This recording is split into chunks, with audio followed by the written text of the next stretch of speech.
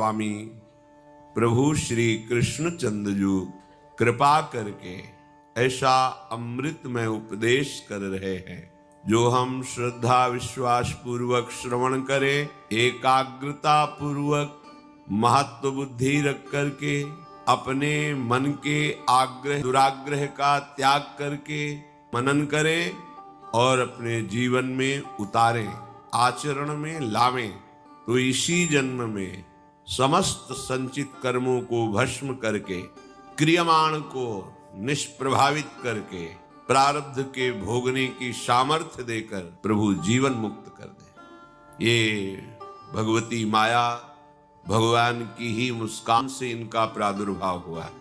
माया का प्राकट्य भगवान की मुस्कान से है। अगर आप प्रभु के सन्मुख रहेंगे तो किंचन मात्र को ये बाधा नहीं पहुंचाएंगी। ये वात्सल्यमयी जगत जननी है। यदि आप भगवान से विमुख होकर के इनके स्वामी बनना चाहेंगे, मायापति या भोक्ता भाव कर्ता भाव, तो ये फिर आपको दंड देंगे। बार बार जन्म, बार बार मरण और विकारों में पिसना।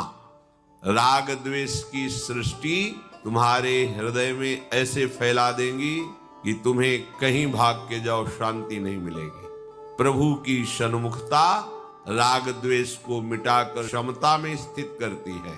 माया का प्रभाव राग द्वेष का सृजन करके ममता शक्ति में फंसाकर जीवन व्यर्थ कर देती है। इसलिए भगवत कृपा पात्र उपासक हर इंद्री पर भगवत कृपा बल से संयम करता है। वाणी ये बहुत साधना का प्रधान अंग है। वाक इंद्री, अधिक अपराध इसी इंद्री से बनते हैं। इंद्री से हम अपनी वाणी को यदि संयम में नहीं रखें तो निरंतर नाम जप नहीं कर पाएंगे। हम अपनी वाणी से यदि प्रपंच वार्ता करेंगे तो नाम में रुचि नहीं होगी, प्रभु की लीला में प्रीति नहीं होगी, प्रभु पराये से लगेंगे, होंगे कोई लाल, ऐसा अनुभव होगा आपको। यदि हम वाणी से किसी की निंदा करेंगे तो सारे सुकृत भस्म हो जाएंगे।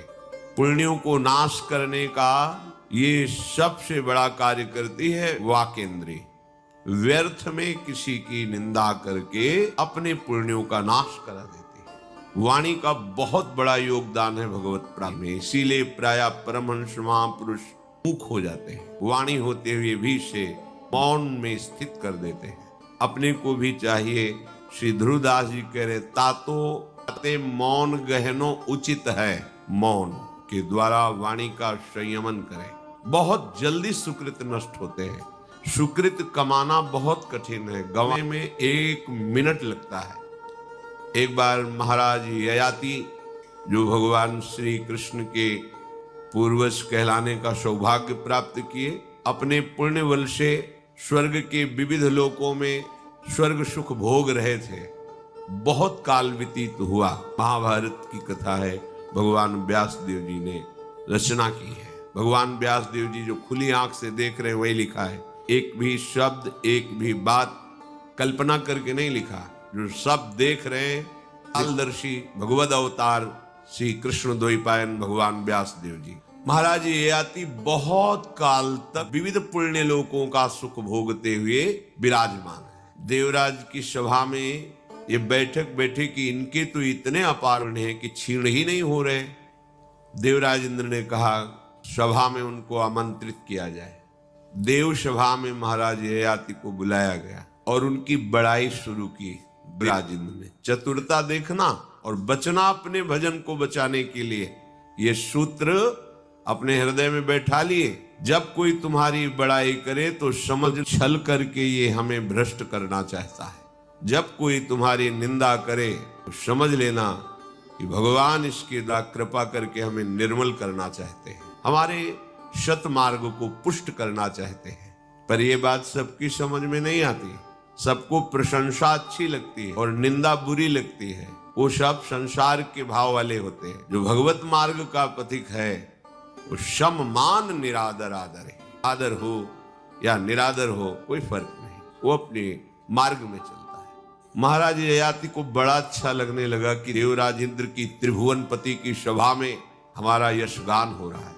स्वयं देवराज गान कर रहे, महाराज आपके तो सुकृत, आपने ऐसा तो आपने क्या ऐसा किया कि आज तक आप स्वर्ग में टिके हुए, आपके पुण्य क्षीण नहीं हुए। आप ध्यान दीजिए, प्रशंसा जब सुनी जाती है तो उसमें बड़ा भारी दोष उत्पन्न होता है। अगर हमें प्रशंसा अच्छी लगने लगी, वो हमारे सुकृत नष्ट करती है और हमारे अंदर अहम बढ़ा देती है। ये बहुत घातक रोग है भगवत प्राप्ति के मार्ग के उपासक के हृदय में।